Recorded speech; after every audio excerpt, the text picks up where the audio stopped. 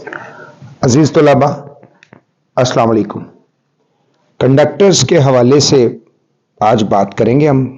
इससे पहले हम करंट इलेक्ट्रिसिटी के यूनिट में बात कर रहे थे, ओहम्स लॉ की और इस तरह दीगर चीज़ों की। तो आज कंडक्टर्स। सबसे पहले हम इस बात पर गौर करते हैं कि हम इलेक्ट्रिसिटी की कंडक्शन के लिए हमेशा मेटल की तार ही क्यों इस्तेमाल करते हैं। तो इसका जवाब यह है कि करंट के फ्लो के खिलाफ इनकी रेजिस्टेंस कम होती है, यानी कि ये जो करंट है, इलेक्ट्रिक करंट है, उसको बड़ी आसानी से अपने अंदर से बहने देते हैं और ये इलेक्ट्रिसिटी के अच्छे कंडक्टर्स होते हैं, हीट के भी अच्छे कंडक्टर्स होते हैं। लेकिन इनमें से करंट इतनी आसानी से किस तरह बहता है, इसको आज हम समझेंगे कि सिल्वर और कॉपर जैसे मेटल्स में आजाद इलेक्ट्रॉन्स बहुत ज्यादा तादाद में पाए जाते हैं, बकसरत पाए जाते हैं, जो किसी खास एटम के साथ मजबूती से जुड़े हुए नहीं होते। ये आजाद फ्री इलेक्ट्रॉन्स मेटल के अंदर बेकायदगी से हर सिमत में मोशन करते हैं, इन कॉन्टिन्यूस मोशन में होते हैं और इन रैंडम डायरेक्शन। जब हम कोई बैरूनी इलेक्ट्रिक फील्ड अप्लाई करते हैं तो ये इलेक्ट्रॉन्स बाआसानी एक खास सिमत में मोशन कर सकते हैं। जैसे हम करंट के साथ जोड़ते हैं किसी इलेक्ट्रिक फील्ड के साथ, तो बैरूनी इलेक्ट्रिक फील्ड के ज़ेरे असर आज़ाद इलेक्ट्रॉन्स की किसी खास सिमत में ये मोशन मेटल के तारों में करंट के फ्लो का सबब बनती है। टेम्परेचर बढ़ाने से कंडक्टर्स की रेजिस्टेंस में इजाफा होता है। रेजिस्टेंस मीन उनके मज़ाहमत हो, ऐसा इलेक्ट्रॉन्स का आपस में और मेटल्स के एटम के साथ टकराव की वजह से होता है। तो आप याद रखें कि मेटल्स में करंट आज़ाद फ्री इलेक्ट्रॉन्स की वजह से आसानी से फ्लो हो जाती है। तो हम करंट के हरारती असर को कई मकासद के लिए इस्तेमाल करते हैं, इसका फ़ायदा भी है। मसलन जब करंट बल्ब के फिलामेंट से गुजरता है तो ये बहुत ज़्यादा गर्म होकर हरारत को रोशनी में बदल देता है। इस तरह जब इलेक्ट्रिक हीटर्स की बारीक तार में से करंट फ्लो करता है तो ये गर्म होकर सुर्ख हो जाती है और इस तरह ये हमें रेडिएशन के जरिए से हीट प्रोवाइड करते हैं। तो इंसुलेटर्स, तमाम मटेरियल्स के अंदर इलेक्ट्रॉन्स होते हैं, ये अहम बात है। ताहम इंसुलेटर्स जैसे कि रबड़ के इलेक्ट्रॉन्स मोशन के लिए आज़ाद नहीं होते, बल्कि एटम के अंदर मजबूती से जुड़े हुए होते हैं। इसलिए इंसुलेटर्स में से करंट नहीं बह सकता, क्योंकि इनमें करंट के बहाव के लिए आज़ाद फ्री इलेक्ट्रॉन्स मौजूद नहीं होते। इंसुलेटर्स की रेजिस्टेंस की वैल्यू बहुत ज़्यादा होती है। इंसुलेटर्स को रगड़ने से बासानी चार्ज किया जा सकता है और इस तरह से पैदा होने वाला इंड्यूस्ड चार्ज इनकी सतह पर ही स्टैटिक यानी साकन रहता है।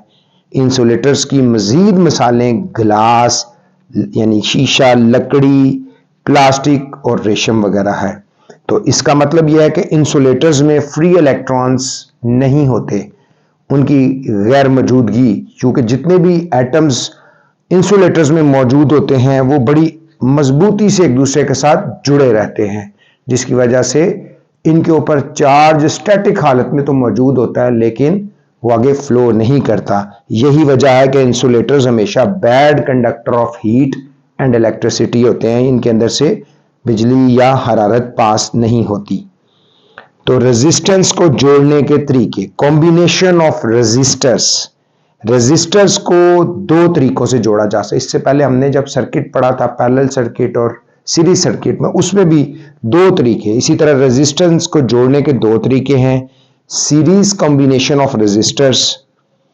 रेजिस्टर्स को सीरीज में जोड़ने के तरीके में इनको आपस में एक दूसरे के सिरे के साथ इस तरह जोड़ा जाता है कि सर्किट में करंट के बहाव का सिर्फ एक ही रास्ता होता है। इसका मतलब है कि हर रेजिस्टेंस में यकसा करंट गुजरता है। फिगर आपको नजर आ रही है आपकी बुक में भी। 14.12 सीरीज के तरीके से जोड़े गए तीन रेजिस्टेंस हैं, जिनमें आप देख रहे हैं R1, R2, R3 रेजिस्टेंस हैं, V1, V2, V3 potential difference volts हैं, I करंट है, और आप इसके साथ हम equivalent resistance of series circuit को समझेंगे। सीरीज सर्किट में कुल वोल्टेज मुख्तलिफ रेजिस्टेंस में तकसीम हो जाती है, लिहाजा तमाम रेजिस्टर्स के इनफरादी वोल्टेज का मजमुआ सोर्स के कुल वोल्टेज के बराबर होता है। यानी कि जो टोटल करंट वोल्टेज V है उसको डिवाइड हो जाता है मसावी तौर पर, जो आपको फिगर में भी नजर आ रहा है V1 V2 V3, जब हम इसको जोड़ते हैं तो एक मजमूई जो सोर्स है कुल वोल्टेज के बराबर हो जाए। आप इस तरह समझ लें कि कुल वोल्टेज 6 है तो जो आपको V1 में 2 वोल्ट नजर आएगा, V2 में 2 वोल्ट नजर आएगा और V3 में 2 वोल्ट नजर आएगा। जब हम इनको सम करेंगे तो वो टोटल 6 वोल्ट के बराबर हो जाएगा। तो यहां पे जो हमने V is equal to V1 plus V2 V3 कहा, यहां V बैटरी का वोल्टेज है और V जो V1 V2 और V3 है। इसी तरह रेजिस्टेंस R1 R2 और R3 के अतराफ वोल्टेज है। रेजिस्टेंस के बारे में आपको पता ही है कि वो मुजाहमत करता है करंट को फ्लो होने से।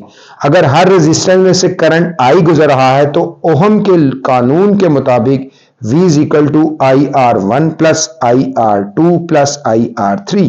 इसी तरह V is equal to taking I common, bracket के अंदर R1 plus R2 plus R3, हम रेजिस्टेंस के मजमूए को एक मसावी रेजिस्टेंस RE से बदल सकते हैं, जबकि सर्किट में पहले से जितना करंट ही गुजरेगा। ओम के कानून के मुताबिक V is equal to I R small e। तो अगर हम इसको रिप्लेस कर दें R को RE से तो हमारे पास जो बन जाएगा V is equal to I RE है, is equal to I common है, R1 प्लस R2 के अंदर हम इसको इक्वलेंट कर देंगे RE के। इससे हमें यह जाहिर होगा कि सीरीज की जो जोड़ की मसावी रेजिस्टेंस जोड़ की इनफरादी रेजिस्टेंस के मजमूए के बराबर होती है, यानी कि RE sum of all resistance, जैसे हमने ऊपर बताया था। अगर सीरीज जोड़ में R1 R2 R3 और Rn हो तो जोड़ के मसावी रेजिस्टेंस इस तरह होंगे RE is equal to R1 plus R2 plus R3 plus dotted dotted plus Rn। तो जो एग्जाम्पल है आपकी बुक में उसमें से आपको बड़ी आसानी से समझ आएगी। आप इस एग्जाम्पल को ट्राई करें कि अगर 6 किलो ओहम और 4 किलो ओहम के रेजिस्टेंस को 10 वोल्ट की बैटरी के साथ सीरीज में जोड़ा जाए तो मंदरजा झैल मिकदारें जो हैं वो आप बताएं। सीरीज जोड़ की मसावी रेजिस्टेंस, हर रेजिस्टेंस में से बहने वाला करंट, हर रेजिस्टेंस के अतराफ पोटेंशियल डिफरेंस। ओहम के कानून के मुताबिक आप इसको सॉल्व कर सकते हैं और आपकी बुक में भी एक इक्वेशन सॉल्व है। यहां पे क्वेश्चन है, अगर एक परिंदा इलेक्ट्रिसिटी के बुलंद वोल्टेज वायर पर महफूज तरीके से बैठ सकता है लेकिन उसे करीबी वायर को नहीं छूना चाहिए, क्या आप बता सकते हैं ऐसा क्यों करने से? ऐसा इसलिए, अगर वो करीबी वायर को छू ले चूंच के साथ या किसी भी चीज के साथ तो एक पोटेंशियल डिफरेंस क्रिएट होगा और उस पोटेंशियल डिफरेंस की वजह से परिंदा जो है वो इलेक्ट्रिक शॉक की वजह से फौरी मर जाएगा। और आपने अक्सर तारों पे कई दफा ये लटकते हुए देखे होंगे उल्टे, ये बिकॉज ऑफ दैट है कि अगर वो पोटेंशियल, जब वो दोनों अपने पंजों के साथ एक लाइव वायर पे बैठे रहते हैं तो चूंकि पोटेंशियल डिफरेंस क्रिएट नहीं हो रहा इसलिए उनको वो इलेक्ट्रिक शॉक नहीं लगता। लेकिन जैसे ही वो किसी दूसरे सोर्स के साथ टच हो जाएं तो पोटेंशियल डिफरेंस क्रिएट होगा और पोटेंशियल डिफरेंस क्रिएट होने की वजह से वोल्टेज जो है वो फिर उनके लिए वो करेगा। तो दूसरा अजीज तलबा जो तरीका है, पहला तरीका था सीरीज को सर्किट में जोड़ना, और अब जो दूसरा तरीका है वो रेजिस्टेंस का पैरेलल जोड़, यानी पैरेलल कॉम्बिनेशन ऑफ रेजिस्टर्स के पैरेलल जोड़ में हर रेजिस्टर का एक सिरा बैटरी के पॉजिटिव टर्मिनल से जबकि दूसरा सिरा बैटरी के नेगेटिव टर्मिनल से जोड़ दिया जाता है। इस तरह हर रेजिस्टेंस का वोल्टेज यकसा होगा और बैटरी के वोल्टेज के बराबर होगा, यानी कि V is equal to V1 is equal to V2 is equal to V3। और equivalent resistance of parallel circuit की जो डायग्राम आपको नजर आ रही है उस पे स्क्रीन पे भी, उसको आपकी बुक में भी मौजूद है। 14.13 पैरेलल तरीके से जोड़े गए 3 रेजिस्टेंस आप देखें, इसमें R1 R2 R3 उसी तरह ही है। इसके अंदर जो है I करंट है और V वोल्ट के बराबर है। पैरेलल सर्किट में बहने वाला कुल करंट इनफरादी रेजिस्टर्स में से गुजरने वाले करंट के मजमूए के बराबर। तो बिल्कुल इसी तरह ही यहाँ पे करंट की बात हो रही है। I is equal to I1 plus I2 plus I3, यानी कि जो आप जितना जो करंट है वो बैटरी से आप उसको भेज रहे हैं, वो सारे जितने भी आपने वहां पे पैरेलल तरीके से रेजिस्टेंस जोड़े हैं, तो उनमें उसी तरह 6 अगर करंट है तो 2 + 2 + 2 मजमुआ 6 हो जाएगा। क्यों? इसकी वजह यह है कि हर रेजिस्टेंस का वोल्टेज V है। अगर हम ओम का कानून लगाएंगे तो I = V/R हो जाएगा। तो I1 = V/R1, I2 = V/R2, I3 = V/R3। इस तरह ये क्वेश्चन बन जाएगी I = V/R1 + V/R2 + V/R3, और इसी तरह V कॉमन ले लें तो 1/R + 1/।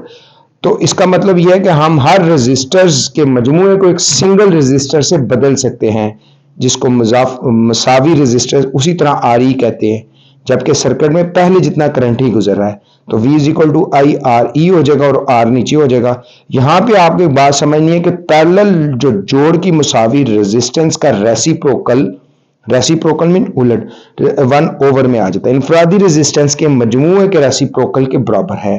रेजिस्टेंस के पैरेलल जोड़ में मसावी मीन इक्वल जोड़ की किसी इनफरादी रेजिस्टेंस से कम होती है। अगर रेजिस्टेंस R1, R2, R3 और Rn है तो इसको पैरेलल तरीके से जब आप जोड़ेंगे तो वो इस तरह हो जाएगा 1/RE small = 1/R1 + 1/R2 + 1/R3 and plus dotted + 1/Rn। Parallel circuit के सीरीज सर्किट के मुकाबले में दो बड़े फायदे हैं। यानी कि पैरेलल सर्किट के सीरीज सर्किट से जब आप कंपेयर करते हैं तो हमारे पास जो सीरीज सर्किट है उसके दो बड़े एडवांटेजेस हैं। सर्किट में जोड़े गए हर इम्प्लायंस का वोल्टेज बैटरी के वोल्टेज के बराबर होता है, नंबर 1। नंबर 2, सर्किट में हर इम्प्लायंस को दूसरे इम्प्लायंस में करंट की रुकावट के बगैर इनफरादी तौर पर बंद किया जा सकता है। ये दो बड़े अहम है। एक दफा फिर सुन लें, सर्किट में जोड़े गए हर इम्प्लायंस में से कोई भी चीज जो आप इलेक्ट्रिक का वोल्टेज बैटरी के वोल्टेज के बराबर होता है। दूसरा, सर्किट में हर अप्लायंस को दूसरे अप्लायंस में करंट की रुकावट के बगैर इनफरादी तौर पर बंद किया जा सकता है। इस असूल को घर की वायरिंग में भी इस्तेमाल किया जा सकता है। तो अजीज तलबा, सर्किट डायग्राम असल सर्किट को बयान करने का एक अलामती तरीका है, और अक्सर सर्किट डायग्राम पेपर में भी आते हैं, और आपको सर्किट डायग्राम बनाने आने चाहिए प्रैक्टिकल में भी और आपके एनुअल इम्तिहानात में। तो सर्किट डायग्राम में इस्तेमाल होने वाला इलेक्ट्रिकल जो मिकदारों की अलामात बिल्कुल असली होती हैं, लिहाजा कोई भी शख्स जो इलेक्ट्रिसिटी के मुतालिक जानता है सर्किट डायग्राम को देख कर समझ सकता है कि ये सर्किट है क्या। तो जब तक आपको ये चीज़ें समझ नहीं आएंगी, आपको इलेक्ट्रिसिटी के हवाले से चीज़ें समझ नहीं आएंगी। लिहाजा ये बड़ा अहम है, हमें जो है इलेक्ट्रिक जो चीज़ें हैं उनके सर्किट्स की समझ होनी चाहिए। इंशाल्लाह हम इसके बाद जो है kW/h पे बात करेंगे। तो आज हमने जो बात की है उसमें हमने रेजिस्टेंस के पैरेलल और सीरीज के अंदर रेजिस्टर्स को जोड़ने का तरीका समझा है, कंडक्टर को समझा है, इंसुलेटर को समझा है। इस सिलसिले में आपका पॉजिटिव जो फीडबैक है वो बहुत ज़रूरी है। आप हमें अपने सवालात से आगाह करें, इंशाल्लाह हम उन सवालात की रोशनी में मज़ीद इस सिलसिले को आगे बढ़ाएंगे और आपकी सहूलत के लिए मुख्तलिफ जो इम्तिहानी नुक्ता नज़र से सवालात हैं वो आपके सामने रखेंगे, ताकि आप उन नुकात को भी गौर कर सकें और इम्तिहान में आला नंबरों से पास हों, और ना सिर्फ पास हों बल्कि आपका जो इल्म है, मालूमात है, उसमें भी इजाफा हो। अल्लाह ताला आप सबका हामी नासिर हो। बहुत शुक्रिया। अस्सलाम वालेकुम।